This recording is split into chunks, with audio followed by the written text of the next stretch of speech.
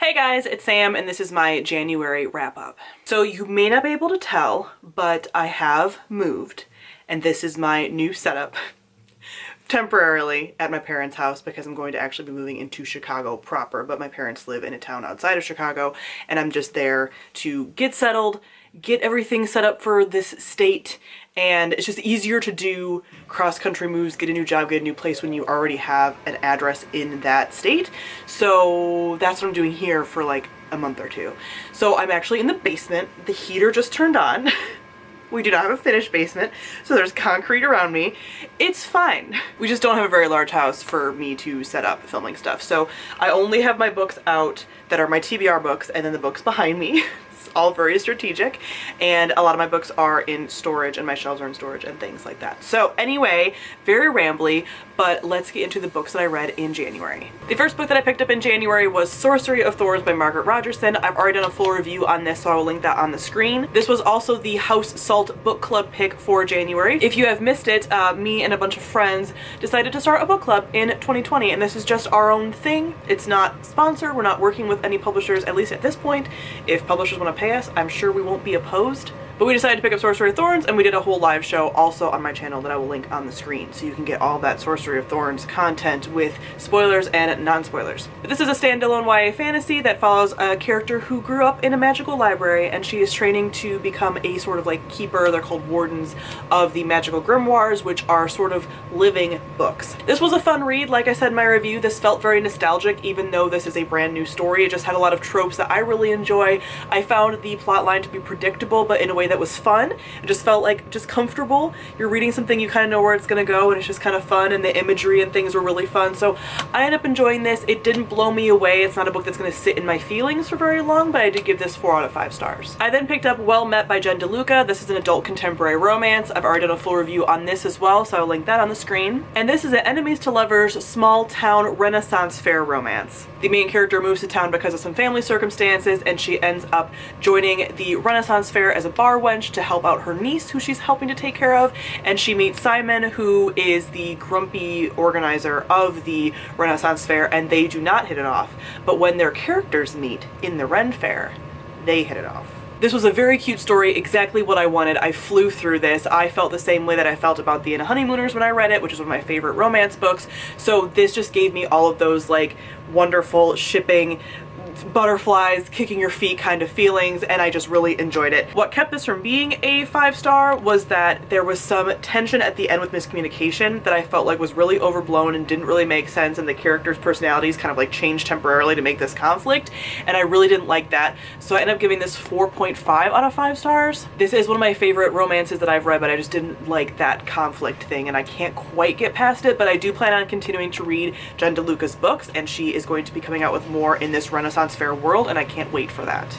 I love that while I film here, it's sort of going to sound like the Chamber of Secrets is constantly opening because there's just noises in the basement.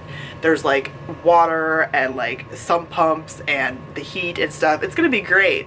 It's gonna be great. I then had my first DNF for the year, and that is Girls of Paper and Fire by Natasha Nung. This I tried to listen to on audio, and I just couldn't really get into it. I found myself not really caring. It was fairly slow. I liked the world. This is a YA fantasy duology, I believe it's going to be, and it does have a female-female romance. The main character gets taken as one of the 9, well, there's supposed to be 8, but she's the 9th concubine for this demon king, and I just found myself really not caring. It was very slow. It's a lot of like mean girl stuff going on, and basically, to be blunt, but also trigger warning for sexual assault, the majority of the plot line is just the girls waiting around to be raped because none of these women actually want to sleep with the Demon King, and it's just and I ended up reading some reviews when I was kind of on the fence about it, and a lot of people just said the same thing. They also felt like some of the stuff with the sexual assault was maybe not handled super well, although apparently the author does have some unvoiced representation for that experience and the survivor experience. There was a lot of messaging that a lot of people found in this story to be kind of saying that some characters that fought back were better than the ones that like let it happen, and just some stuff that I just felt like I didn't want to continue with. So I was listening to this on audiobook and just decided to give it a pass, and about 35% of the way through, I believe. I then picked up City of Lies by Sam Hawke. This is the book that kind of makes me feel like January went on forever because I feel like I read this book months ago.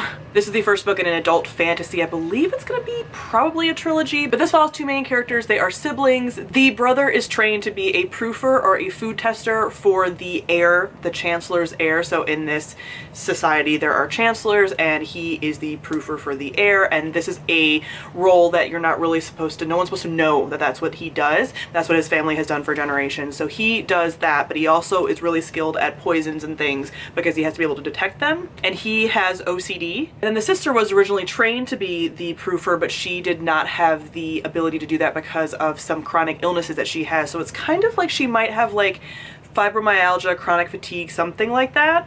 But it's not really said in the story because obviously they don't have like medical diagnoses like we do because it's a fantasy story, but she has some kind of condition that sounds like fibromyalgia or like ME or something like that, chronic fatigue.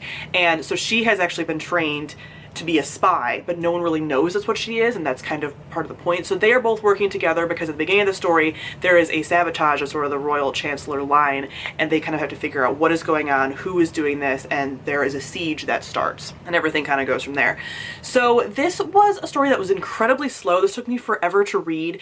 I found that I enjoyed it at times. I really liked some of the political stuff, but it was very, very political and very bogged down in this like siege situation. And I felt like it took a very, very long time to get to the point. This is about a 600-page book. I think it could have been like 300 or 400 pages and been tightened up story-wise and been way better. I really liked the representation with the characters, both of them having some kind of either mental health or chronic illness or whatever. That was really cool to see, and I would like to see more of that in fantasy because it was a really interesting dynamic to have these characters having to do these things in this fantasy world.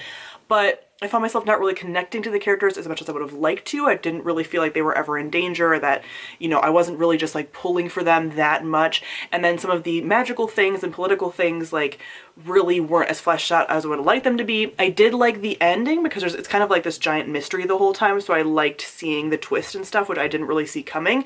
But overall, this was just a 3-star read for me. It just took too long to get to the point. I just lost interest, and I don't really plan on continuing with the series as much as there are some cool things put into place. I just felt like it is just going to be very, very slow. So if you're not attached to these characters, you're probably not going to love this story. I then picked up We Hunt the Flame by Hafsa Faizal. This is the first book in a YA fantasy duology, I believe, and I have done a full review on this, so I will link that on the screen. This was my Patreon book pick for the month, so every month my Patreon supporters get to vote in a poll for a book that I will read and review that month. So if you're interested in contributing to my content in that way and picking out things for me to read and do and things like that, I will link my Patreon on the screen. This, again, sort of similar to Sorcery of Thorns, felt sort of nostalgic for me. So this is about two characters. We follow 2 points of view. One is a huntress in this one caliphate that a lot of the caliphates have lost their magic in this world, and they're all run by a sultan who is evil, but we don't really know why. And she hunts in this forest. It's a magical forest where no one else can hunt in it because they end up dying. It's just this magical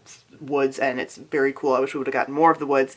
And then the other perspective is actually from the sultan's son, and he is this like prince of death, they call him, because he is the assassin. They both get sent on this quest to go into the woods and past the woods into this magical island to retrieve something that might help bring back magic. And everything kind of goes from there.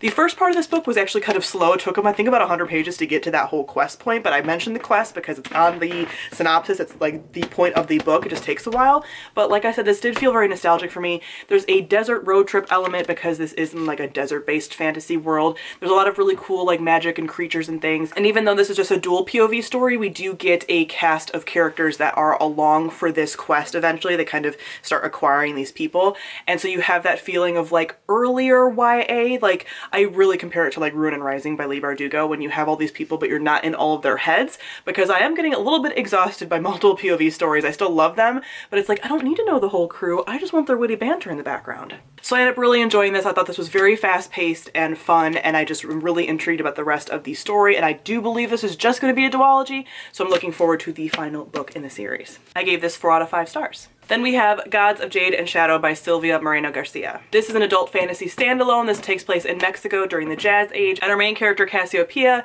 is someone who is not really appreciated by her family, is really an outcast, but one day she ends up opening this chest of her grandfather's and discovering a death god. This is a Mayan death god, although there is some Aztec mythology in here as well, so they end up going on a quest and everything goes from there. So I do plan on doing a full review for this one, so look forward to that. I will say that I didn't love this one as much as I thought I was going to. I really loved the rich world, and I pulled for our characters, but this felt like it was at a distance for me because it felt more like a fairy tale or like a myth being told to you, so I wasn't really connecting to the characters as like real people. They just felt like just part of this separate story that I wasn't really allowed quite into and that I couldn't quite attach to because they felt at a distance from me just based on how it was written. It's beautifully written. It was really cool to see all these characters. I sort of felt like, I compare it almost to like American Gods by Neil Gaiman in a way. It was almost written in like a similar way where I felt at a distance from these characters and these gods, but it was really cool to see and watch. So I ended up giving this 3.75 stars. It's still beautiful. It has a Death in the Maiden type trope going on as well, which is always fun, but it wasn't something that like lived deeply in my feelings as far as like my attachment to it because I just felt at arm's length from it. And lastly, I read Amnesty by Laura Elena Donnelly. This is the third and final book in the Amberlow Dossier trilogy. This is an adult speculative fiction series, and the first book, Amberlow, I have done a full review on, so I'll link that on the screen. But this is a Art Deco punk series, and so it's a speculative fiction in that it's not in our world, but there's not magic or anything like that, so it feels kind of like 20s, 30s, sort of like New York jazzy, you know, there's like cabarets and espionage and stuff, and this is a espionage spy political maneuvering series. So the plot of it is really about all of that. There's a coup happening in the first book, and there's just a lot going on with that, and all of our characters are involved in politics or in the criminal underground, or both at some point in the series. But what really gets me with this series is the characters. I really love these characters. In each book there are 3 different perspectives, but those perspectives change as far as which characters you are following. And I was very, very deeply connected to 2 characters in particular, and those 2 are my favorite gay criminals slash spies, and I just adore them. This is a series that is good for people that like unlikable characters, because I would say that all of the characters are very just like real and do like really bad, like unforgivable things, and I just love them for it. I wouldn't say that they're like villains, but they're like criminal underbelly type people. If you like mafia stories or like street racers or things like that, they're not that kind of people, but if you like those kinds of stories, then I think you'll be okay with this kind of story, because these people are constantly doing things that you're like, ooh, that's real bad. And they're always like chain smoking, heavily drinking, maybe like sleeping around. It's just like a lot and just very like decadent feeling, but I love my chain smoking, heavily drinking gay criminals. So I thought this was a really good conclusion. I didn't love the second book in the series as much as I liked this book. Amberlow is still my favorite, but I thought that this was a very good wrap up. I think if I would have liked the second book more, then this would have felt even more satisfying, but this was a very satisfying wrap up. I really like this series. I recommend it to a lot of people because I feel like it's very underrated, and I gave this one 4 out of 5 stars, and I listened to this whole series within 2 months. So I deeply recommend the audiobooks. They are narrated by Mary Robinette Kowal, who is another author, and she's great and award-winning for her audiobook narration. So highly recommend that if you want to listen to the series at all. So that is it for all the books I read in January. I kind of had like a decently good middle of the road, but like pretty good, but no 5-star reads kind of month. So comment down below and let me know how your first month of this year went reading wise. Thank you all for watching, and I'll see all of you guys soon. Bye.